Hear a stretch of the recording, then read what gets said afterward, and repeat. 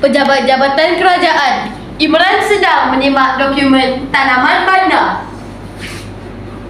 Imran untuk projek ni 2 kali ganda dari bajet asal, tapi kontraktor sama.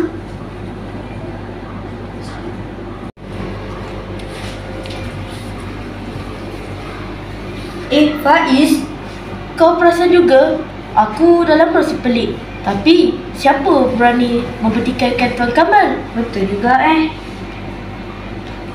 Kiraan betul tak ni? Ada masalah, Imran. Mari ke bilik saya untuk berbincang. Baiklah Tuan Kamal.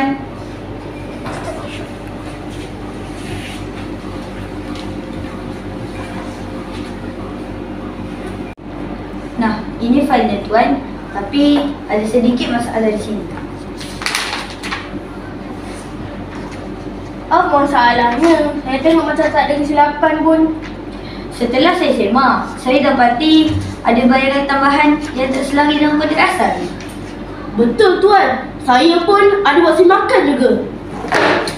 Awak baru, jangan cepat berandaian. Dah, itu saja, order boleh keluar.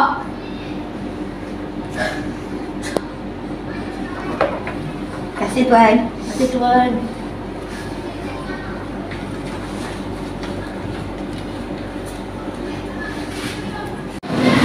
Saya terima maklumat dalaman ada transaksi ke akaun peribadi Tuan Kamal.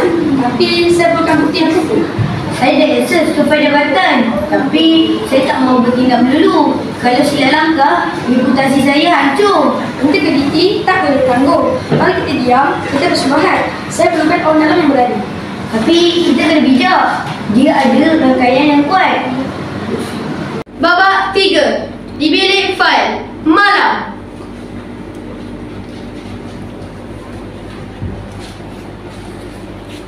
Ini kontrak asal dan invoice bayaran. Ada perbezaan yang ketara. Kita serahkan kepada SPRM. Saya takkan biarkan jabatan ni terus dicemari. Saya setuju, tapi kita perlu bersedia akan ada tekanan yang lebih besar. Betul. 4. Serbuan SPRM.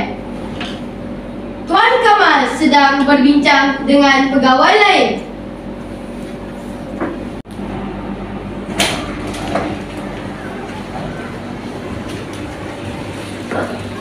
Cik Kamal, anda ditahan atas nama rasuah dan salah berkuasa. Ini konspirasi. Saya dibina. Kebenaran akan bina usaha. Mari ikut saya.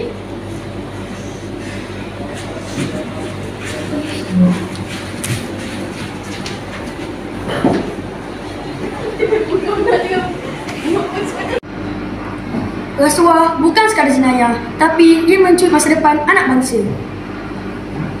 Kita pernah takut, tapi hari ini kita berdiri. Jangan tunggu esok untuk bertindak. Rasuah boleh tumbuh dalam ruang yang terbiar. Integriti bukan pilihan, ia tanggungjawab. Saya silap. Kuasa bukan lesen untuk tamak.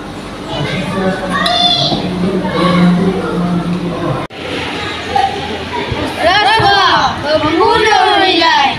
Kita bangkit demi menegakkan maruah. Sekian, terima kasih.